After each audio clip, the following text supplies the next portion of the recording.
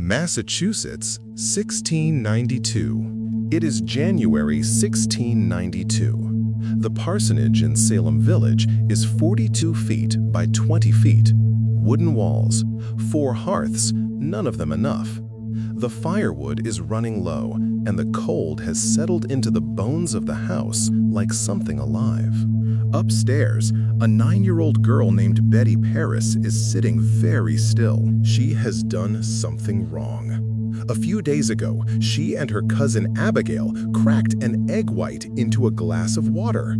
A fortune-telling game, a children's game in most places, but not here. Not in a Puritan parsonage.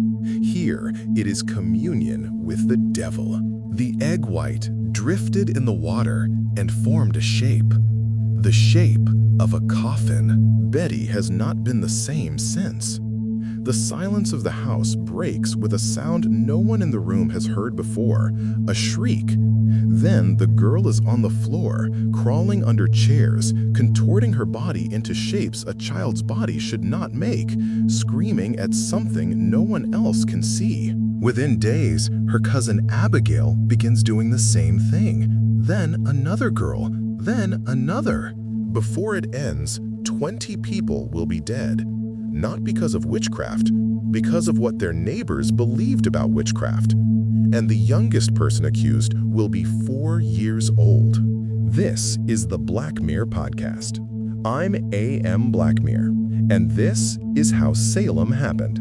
Here is what most people think they know about Salem. They think women were burned at the stake. They were not. They think hundreds died.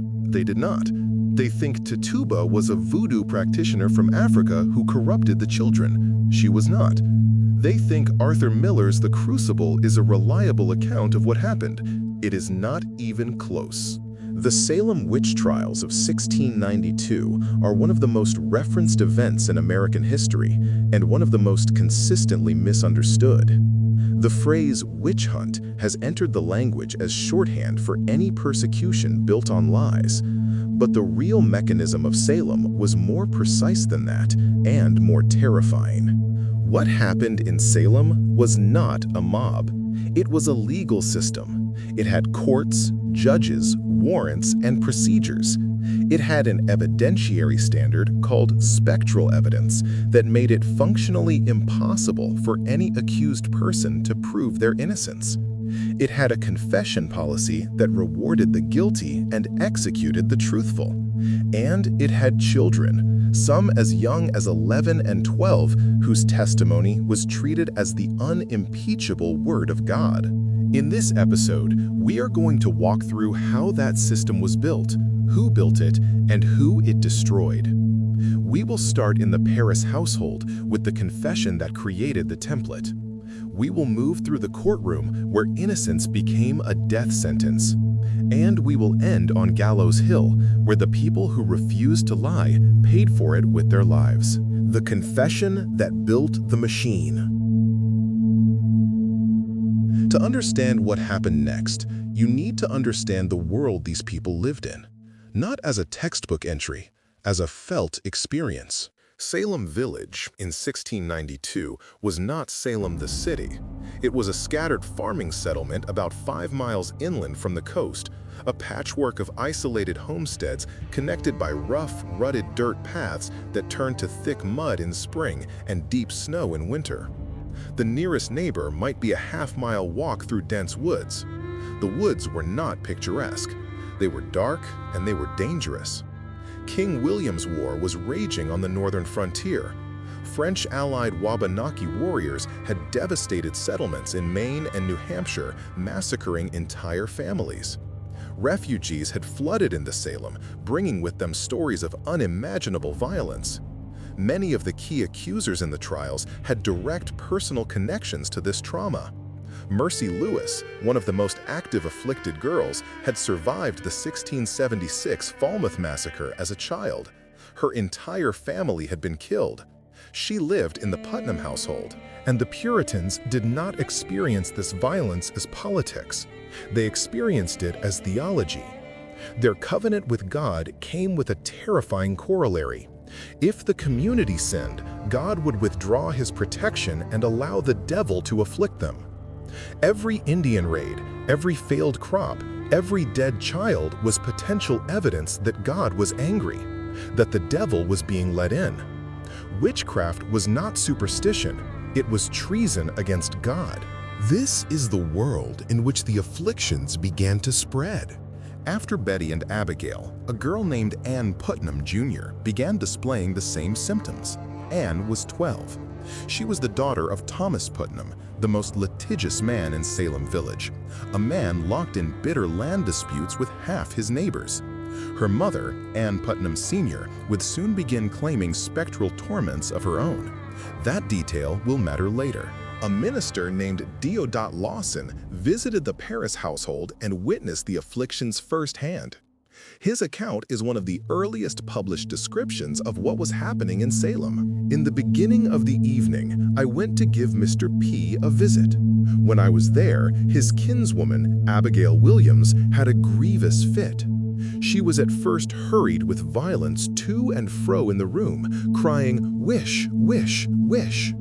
She run to the fire and begun to throw firebrands about the house, attempted to go into the fire. That is not a second-hand account. That is a man describing what he saw with his own eyes in a room in a house he had just walked into. Whatever was happening to these girls, it was real to them. Modern clinical science identifies it as mass psychogenic illness, a condition in which extreme psychological distress converts into genuine, observable neurological and physical symptoms. The girls were not faking. Their neurobiology was short-circuiting under the crushing weight of their environment. But the adults in the room did not have that framework. They had one diagnosis. The local physician, a man named William Griggs, examined the girls and found nothing physically wrong with them. His conclusion was the only one his world allowed him to reach. The girls were under an evil hand. They were bewitched. The adults in the room needed names. Under pressure, the girls provided 3. Sarah Good, a homeless woman who begged door to door with her 4-year-old daughter and muttered curses at anyone who refused her. Sarah Osborne, a widow embroiled in a property dispute with the Putnam family who had not attended church in over a year. And Tituba, an enslaved woman in the Paris household. Think about those 3 names. A beggar, a social outcast, an enslaved person. The most vulnerable people in the village. That is not a coincidence. That is a pattern, and it is the same pattern that will hold for most of the accusations that follow. On March 1st, 1692, all 3 women were brought before magistrates John Hathorne and Jonathan Corwin in the Salem Village Meeting House.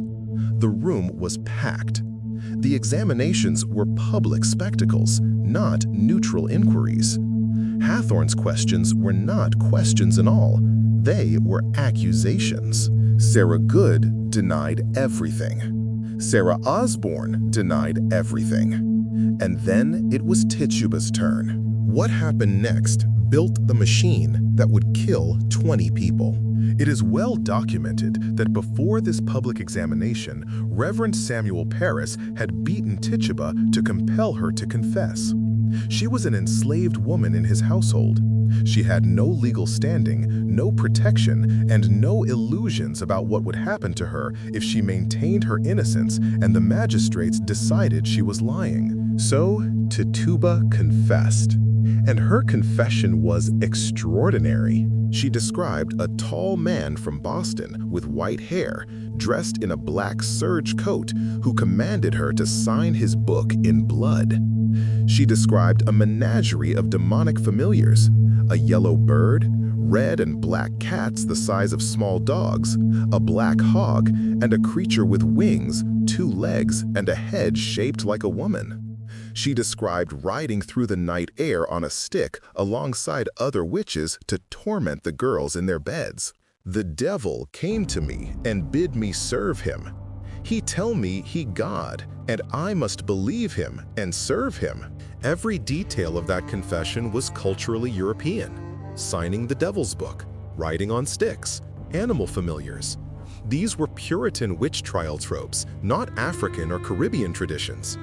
As historian Elaine Breslau has argued, what Tituba confessed to was shaped entirely by the expectations of her interrogators, not by her own beliefs.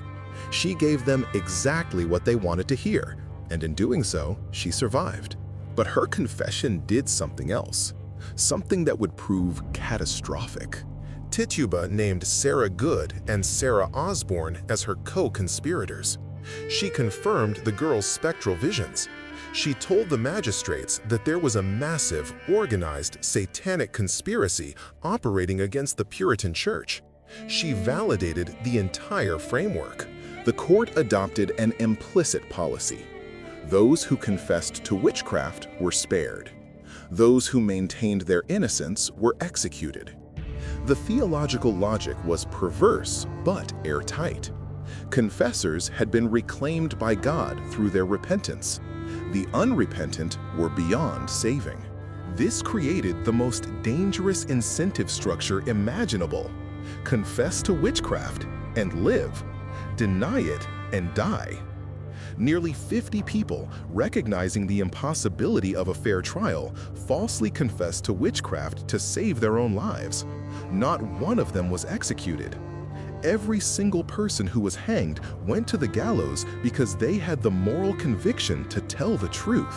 But confession came with a price. Confessors were required to name accomplices. Every false confession produced new accusations. Every new accusation produced new arrests. Every new arrest produced new pressure to confess and name more names. The machine fed itself, and the people it fed on were not random. Historians Paul Boyer and Stephen Nissenbaum mapped the geographic distribution of accusers and accused in their landmark study, Salem Possessed. What they found was striking. The accusers came overwhelmingly from the Putnam faction, the agrarian, pro-independent families in the western part of the village. The accused came disproportionately from the Porter faction, families linked to Salem town's commercial interests. The accusations followed the fault line of a land dispute that had been burning for decades. Witchcraft became the language for a conflict that was at its root about property, power, and resentment. But it was also about gender. Carol Carlson's research identified another pattern. Women who had inherited property or stood to inherit property without male heirs were disproportionately targeted. In a society where women's economic independence was viewed with deep suspicion, the accusation of witchcraft could function as a mechanism for redistribution, for reasserting control. The accused included 4-year-old Dorothy Good, who was imprisoned alongside her mother Sarah and reportedly confessed that her mother had given her a snake as a familiar. Dorothy survived, but she was, in the words of her father's later petition for restitution, distracted, mentally damaged. She was 4 years old and they put her in chains. The blacksmith had to fashion custom, child-sized iron shackles. The court that made innocence impossible. To understand how 20 people could be legally executed for a crime that does not exist, you need to understand one concept: spectral evidence. The Puritans believed that the devil could not take the physical shape of an innocent person without that person's explicit, conscious permission. This was a theological position, not a legal one. But the Court of Oyer and Terminer, established by Governor William Phips in May 1692, treated it as settled law. What this meant in practice: if an afflicted girl testified that the specter of her neighbor had appeared to her in a dream and tormented her, the court accepted this as proof that the neighbor had signed a pact with Satan. The evidence was entirely invisible. It existed only in the mind of the accuser. An alibi was useless. A person could be sitting in church surrounded by witnesses while their invisible specter was allegedly choking a child miles away. The court also employed the touch test. The belief was that a witch's physical touch would draw the evil back into her body and instantly cure the victim's fit. During examinations, afflicted girls would be brought to touch the accused. When the girls stopped convulsing, the court recorded it as evidence of guilt. Physical examinations were conducted to find a witch's teat or devil's mark. Any mole, scar, or blemish on the accused's body could be presented as the spot where a witch supposedly suckled a demonic familiar, and the examinations themselves were theater. During Bridget Bishop's examination, the afflicted girls fell into fits the moment she walked into the room. When she turned her head, they turned their heads. When she bit her lip, they screamed that she was biting them. Magistrate Hathorne asked her a question that reveals everything about the proceedings. How do you know that the devil cannot or will not assume your shape? She replied, I know nothing of it. He pressed, Why, look you! You are taken now in a flat lie. That was not a search for truth. That was a performance of guilt. The examination was the conviction. Everything that followed was formality. Bridget Bishop was the first person executed. She was hanged on June 10, 1692. She was approximately 60 years old, a twice-widowed tavern keeper known for her colorful clothing. She wore a black cap and a black hat and a red paragon bodice, according to one witness. She had faced witchcraft accusations as early as 1679 and had been acquitted. She denied all charges to the end. I take all this people to witness that I am clear. After her death, workers repairing her cellar wall reportedly discovered several small puppets made of rags and hog's bristles with headless pins stuck in them. The court cited this as corroborating the spectral testimony against her. Whether those puppets were planted or innocent objects reinterpreted through paranoia, we will never know. The story of Mary Warren shows how the system consumed its own. Warren was a servant in the Proctor household, approximately 18 years old. She initially participated as one of the afflicted accusers. Then she tried to stop. She told the other accusers that we must not believe all that these afflicted persons say. She recanted her testimony. She was immediately accused of witchcraft herself. Under the pressure of imprisonment, Warren confessed, reversed her recantation, and resumed her role as an accuser, this time testifying against her own employers, John and Elizabeth Proctor. The magistrates pressed her during examination with a question that reveals the trap. You were a little while ago an afflicted person. Now you are an afflictor. How comes this to pass? Any answer could be used against her. The question was not an inquiry. It was a warning. And Warren understood. She fell back in line. The Proctors were condemned. Now, let me correct some things you probably believe about Salem. Nobody was burned at the stake. Not one person. The American colonies operated under English law, which prescribed hanging for witchcraft, not burning. Burning was the method used in parts of continental Europe and Scotland. All 19 people executed in Salem were hanged. The one exception was Giles Corey, who was pressed to death, which we will get to. This myth is so persistent it appears in school textbooks, and it is entirely wrong. Hundreds or thousands did not die. The actual death toll was approximately 25. 19 were hanged, 1 was pressed to death, and at least 5 died in prison. Over 160 people were formally accused, and many more were imprisoned, but the number of executions was far smaller than popular imagination suggests. The accused were not exclusively elderly women. While women made up about 75 to 80% of the accused, men comprised 20 to 25% of those formally charged. The accused ranged in age from 4-year-old Dorothy Good to 81-year-old Giles Corey. They included prosperous farmers, tavern keepers, a former minister, and a sitting member of the colonial government.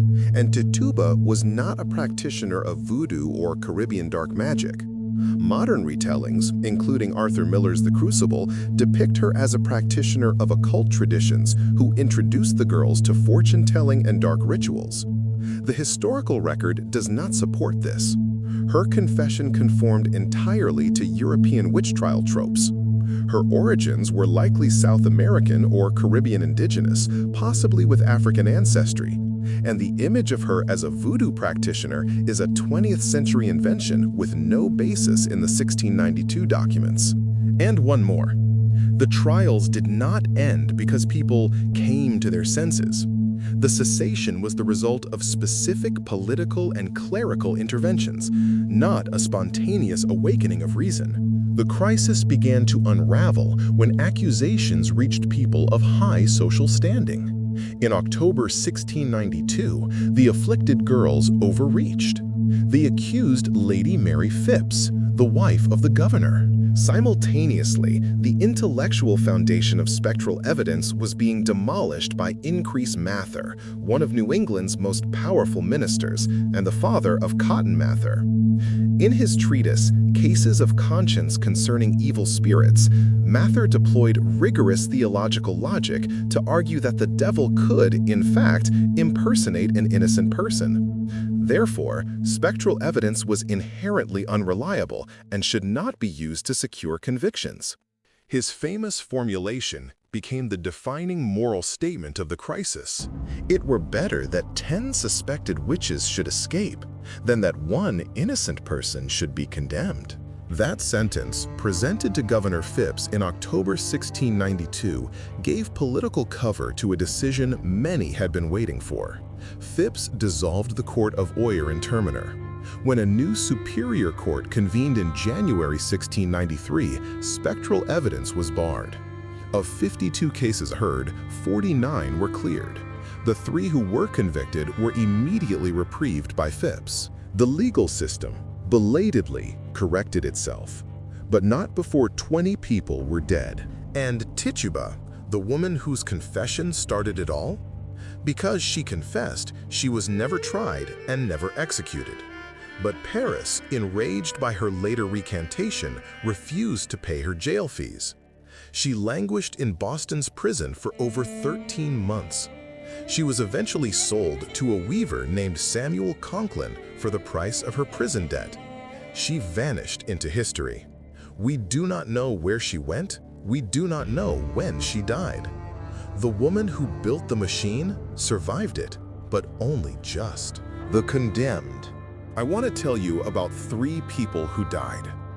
Not as a list of names, as human beings who made choices under impossible pressure and paid for those choices with everything they had. Giles Corey was 81 years old. He was Martha Corey's husband, a prosperous farmer with a complicated history. He had been tried for the murder of a farmhand in 1676 and escaped conviction. He was not a gentle man. But when he was accused of witchcraft in April 1692, he did something that no one else had done. He refused to enter a plea. Corey understood the system. He had watched it operate. He knew that the court had achieved a 100% conviction rate for those who pleaded not guilty. He also knew that under English law, a person who refused to plead could not be tried, and if they died before trial, their estate could not be confiscated by the government. By refusing to plead, Corey was protecting his family's inheritance. He was choosing how to die. The punishment for refusing to plead was peine forte et dure, pressing. They stripped him and laid him flat on the ground in an open field on Howard Street in Salem town. They placed a heavy wooden board across his chest, and over the course of 2 agonizing days, September 17th through 19, 1692, they piled heavy stones onto the board.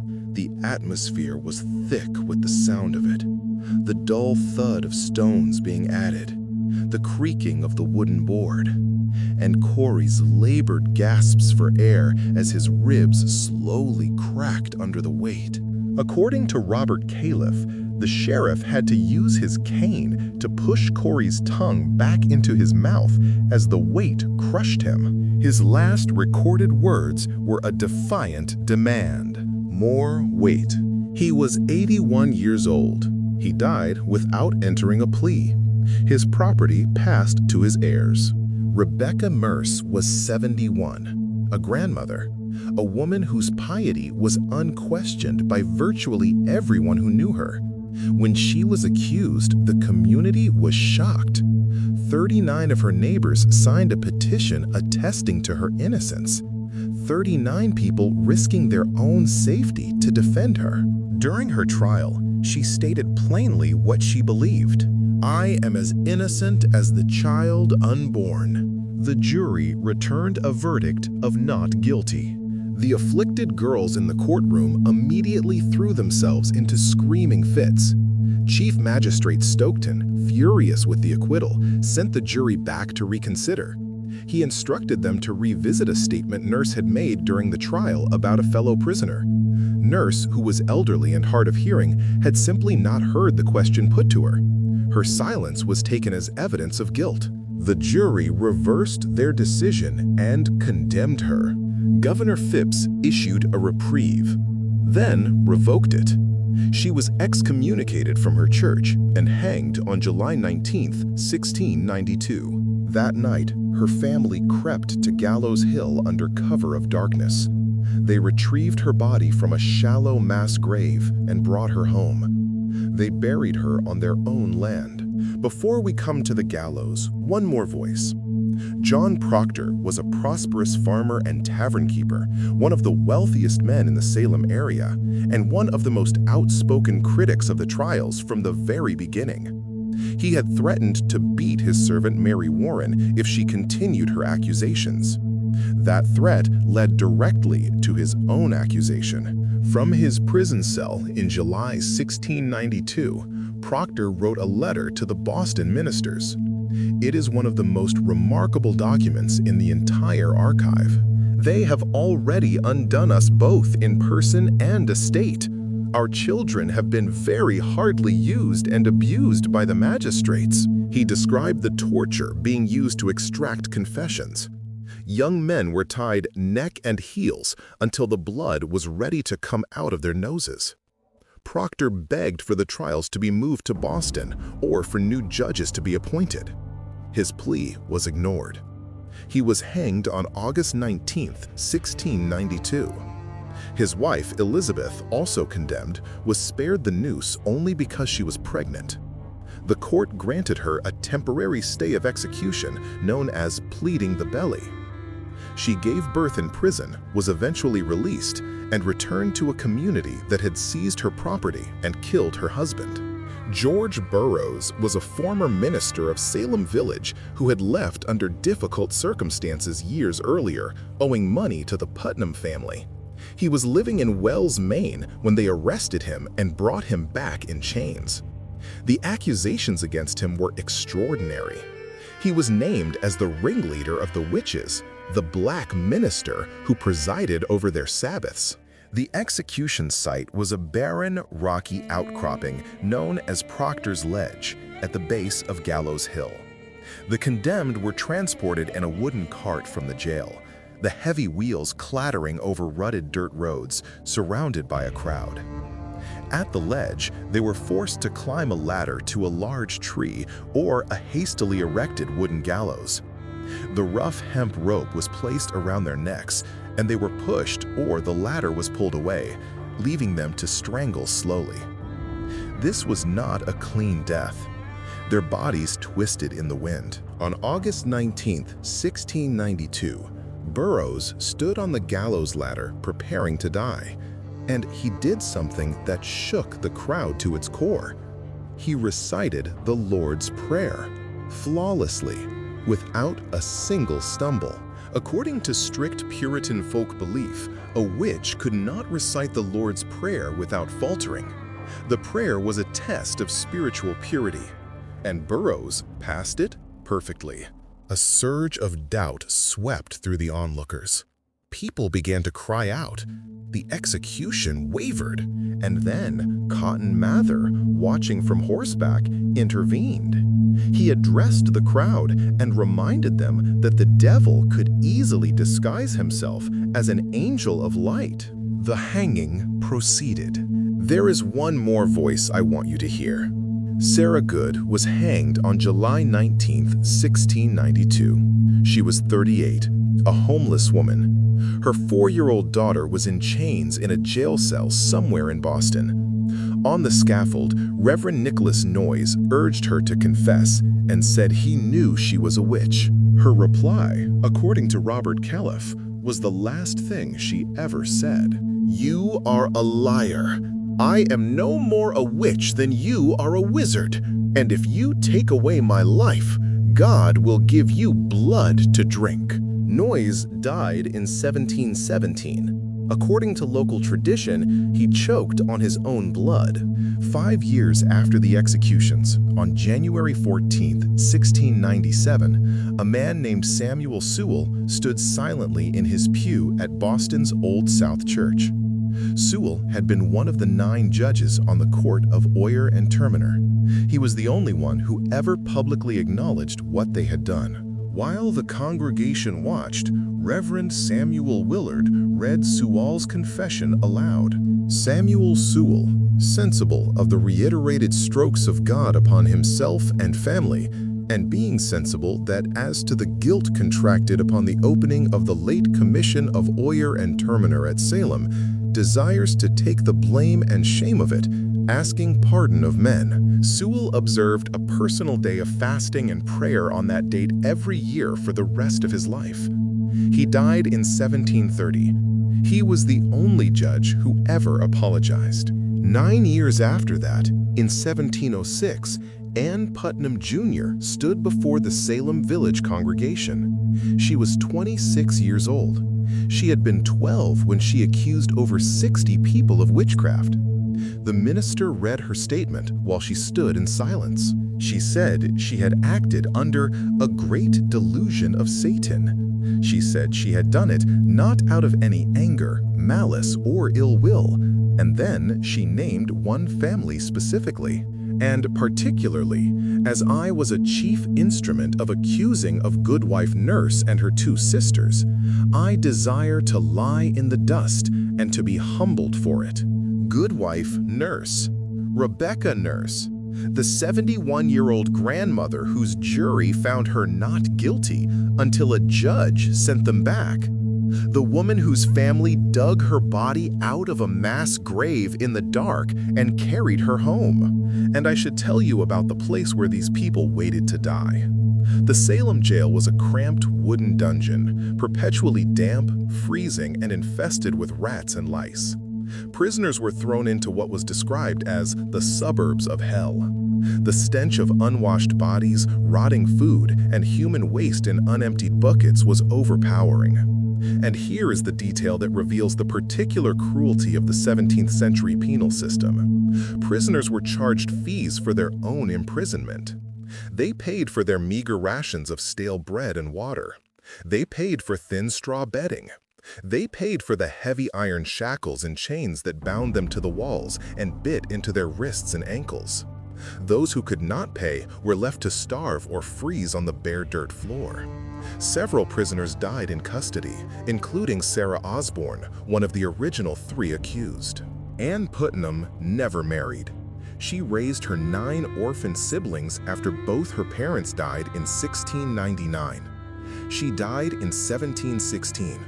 She was 36, 20 people. That is the number. Not hundreds, not thousands. 20. In a colony of roughly 60,000. And 3 centuries later, it remains the foundational American story about what happens when a community decides that fear is the same thing as evidence. The question Salem leaves us with is not why it happened. The pressures are clear. Theology, politics, economic resentment, frontier trauma, a broken legal system, and children given more power than any child should hold. The question is simpler than that, and harder. What would you have done?